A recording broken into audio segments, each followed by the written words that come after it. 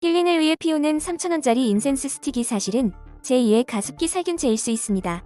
최근 중국 직구 제품들을 검사한 결과 수십 명의 목숨을 앗아갔던 치명적인 독성, 물질 시미트와 MIT가 검출되었습니다. 놀라운 점은 그 함량입니다. 과거 문제가 된 가습기 살균제보다 무려 4배나 많은 독성 물질이 들어있었습니다. 밀폐된 방에서 이 향을 피우는 건 독가스를 마시는 것과 다를 바 없습니다. 배가 딱딱하게 굳는 폐섬 유화는 물론 암까지 유발할 수 있는 치명적인 수치입니다. 돈 몇 푼 아끼려다 건강을 잃지 않으려면 반드시 이런 제품들을 피해야 합니다. 첫째, 알리나 테무 등에서 직구하는 저가형 인센스 스틱과 차량용 방향제입니다. 호흡기로 직접 들어오는 제품인데도 성분 표시가 없거나 중국어로만 적혀 있다면 절대 사서는 안 됩니다. 둘째, 수능이라고 광고하는 저가 장신구입니다. 이번 조사에서 은은 하나도 없고 몸 전체가 일군 발암물질인 카드뮴으로 만들어진 팔찌가 적발되었습니다. 셋째, 직구로 사는 네일 글루나 접착제입니다. 뇌 손상을 일으키는 톨루엔과 폐염 유발 물질인 아크릴로니트릴이 섞여 있을 가능성이 매우 높습니다. 해외 직구 제품은 우리나라에 엄격한 안전법이 적용되지 않아 정부도 막을 방법이 없습니다. 반드시 제품의 안전기준 적합 확인 마크와 신고 번호가 있는지 확인하십시오. 확인되지 않은 싼 제품은 힐링템이 아니라 우리 가족을 위협하는 흉기라는 사실을 잊지 마시기 바랍니다.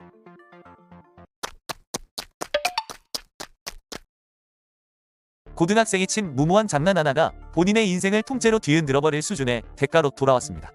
인천의 한 고등학생이 자신이 다니는 학교에 폭발물을 설치했다는 협박 글을 무려 13차례나 반복해서 올렸습니다. 이 철없는 장난 한 번에 현장으로 달려나간 인원만 경찰과 소방, 군대를 합쳐 무려 633명입니다.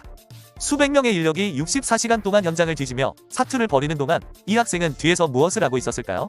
짭새들 출동하는 거 보니까 XX 웃기네, 어제는 하루 종일 순찰하더라라며 공권력을 대놓고 비웃고 조롱했습니다. 하지만 웃음은 그리 오래가지 않았습니다. 경찰이 이 고등학생을 상대로 무려 7,544만 원의 손해배상 청구 소송을 제기하기로 결정했기 때문입니다. 출동 수단부터 기름값 하나하나까지 다 계산된 이 금액은 역대 최대 규모입니다. 구치소에 수감된 학생은 뒤늦게 무릎 꿇고 사죄하겠다며 눈물로 호소하고 있습니다. 하지만 이미 엎질러진 물입니다. 장난으로 던진 돌에 본인의 인생이 무너지는 것은 물론 부모님에게까지 갚기 힘든 빚더미를 안겨주게 되었습니다. 익명 뒤에 숨어버리는 허위 협박, 이제는 장난이 아니라 실전이고 엄청난 파멸입니다.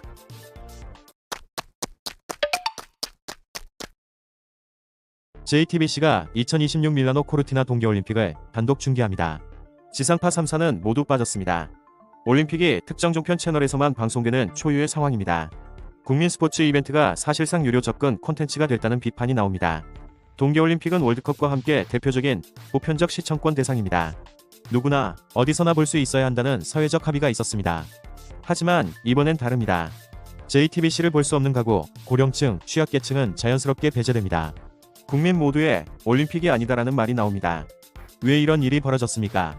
IOC의 중계권은 철저한 돈 경쟁이었습니다. JTBC는 지상파보다 높은 금액을 제시했습니다. 지상파는 비용 부담을 이유로 경쟁에서 물러났습니다. 결국 돈이 시청권을 이겼습니다. 공공성보다 수익성이 우선됐다는 지적이 나옵니다. 편성 우려도 커지고 있습니다. 쇼트트랙, 피겨 등 인기 종목 중심 중계 가능성이 거론됩니다. 컬링, 바이애슬론 같은 비인기 종목은 뒷전으로 밀릴 수 있다는 불만입니다. 올림픽 정신은 다양성과 포용인데 방송은 클릭수만 본다는 비판도 나옵니다. 온라인 여론도 갈립니다. 올림픽을 종편에 넘긴 건 명백한 실패다라는 반응이 나옵니다. 반면 돈 낸 곳이 중계하는 게 당연하다는 의견도 있습니다. 하지만 질문은 남습니다. 올림픽은 정말 시장 논리로만 판단해도 되는 행사입니까? 보편적 시청권은 이제 형식적인 말에 불과한 것입니까?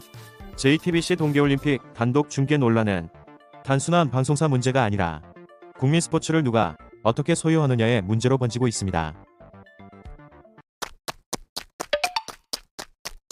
지하철 안에서 라면을 먹는 승객의 모습이 SNS에 올라오며 논란이 되고 있습니다. 지난 27일 한 SNS 플랫폼에는 인천 지하철 1호선 열차 안에서 한 소년이 자리에 앉아 휴대전화를 보며 라면을 먹는 영상이 올라왔습니다. 영상을 올린 제보자는 얼마나 바쁘길래 라면을 들고 타는 것이냐며 문제를 제기했습니다. 연합뉴스TV에 따르면 해당 승객은 탑승 직후부터 하차할 때까지 약 2에서 3분 동안 라면을 먹은 것으로 전해졌습니다. 국물이 없는 비빔면처럼 보였지만 냄새가 열차 안에 강하게 퍼졌고 주변 승객들도 불편한 시선을 보냈다고 전했습니다. 영상이 확산되자 온라인에서는 비판이 쏟아졌습니다. 누리꾼들은 지하철은 식당이 아닙니다. 공공장소 기본 예절조차 지키지 않는다. 냄새 때문에 같은 칸탄 사람들이 무슨 죄냐라며 강하게 지적했습니다. 김밥도 아니고 라면은 선을 넘었네. 회의였으면 바로 벌금이라는 반응도 이어졌습니다. 반면 다른 의견도 나왔습니다. 법적으로 금지된 행동은 아니다.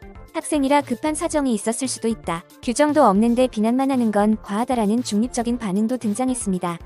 실제로 서울교통공사 등 지하철 운영기관은 열차 내 취식을 자제해달라고 권고하고 있지만 이를 막을 법적 근거는 없습니다. 반면 싱가포르 등 일부 국가는 지하철 안에서 음식을 먹을 경우 벌금을 부과하는 등 강력하게 단속하고 있습니다. 이번 논란을 두고 누리꾼들은 이제는 개인 매너의 문제가 아니라 제도 정비의 문제다. 민원만 쌓이고 현장은 아무것도 할 수 없다라며 씁쓸한 반응을 보이고 있습니다. 지하철 안 나면 한 그릇이 공공장소 예절 논쟁으로 번지고 있습니다. 코스피가 사상 처음 5천 시대를 열었습니다. 그런데 이 기록적인 순간에 한 유튜버의 과거 발언이 다시 화제가 되고 있습니다. 그 주인공은 바로 경제 유튜버 슈커월드입니다. 과거 슈커월드는 한경제 유튜브 출연해서 코리아 디스카운트를 해소해 코스피 5천 시대를 열고 주가 조작범은 원스트라이크 아웃하고 상법 개정 등 이것저것 좋은 거 다 해서 5천 이라며 오히려 과도하게 칭찬하는 반어법으로 코스피 5천을 말했습니다.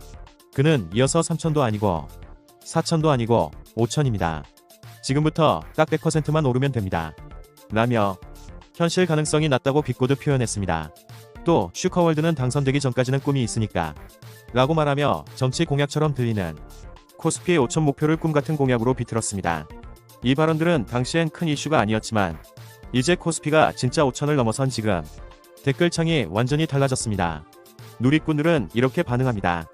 무슨 코스피가 5천을 가냐며 3시간 동안 조롱하던 5천 성지순례 왔습니다. 그렇게 비웃더니 실제로 되니까 태도가 바뀌었네요. 먼저 사과부터 해야 하는 거 아닌가요? 인터넷에서는 과거 영상 캡처들이 마치 기념 패널처럼 재등장하고 있습니다. 그런데 슈커월드는 코스피 5천을 축하하는 듯한 새 영상을 올리며 시장 상승을 진지하게 분석했습니다. 이게 되네, 오네. 상상하지 못했던 코스피가 5천에 도달했습니다. 최근 1년은 정말 미친 5개월이었다. 라고 강조하기도 했습니다. 하지만 이 영상에도 자연스레 과거 발언 비교 댓글이 끊이지 않고 있습니다. 코스피 5천이라는 현실 앞에서 과거 발언과 지금의 태도는 시청자들의 뜨거운 관심과 질문을 동시에 불러오고 있습니다. 예측이 틀렸다고? 괜찮습니다. 그런데 그 태도와 말투, 그리고 팩트가 어떻게 재현되는지가 지금 누리꾼들에게는 훨씬 더 흥미로운 이야기입니다.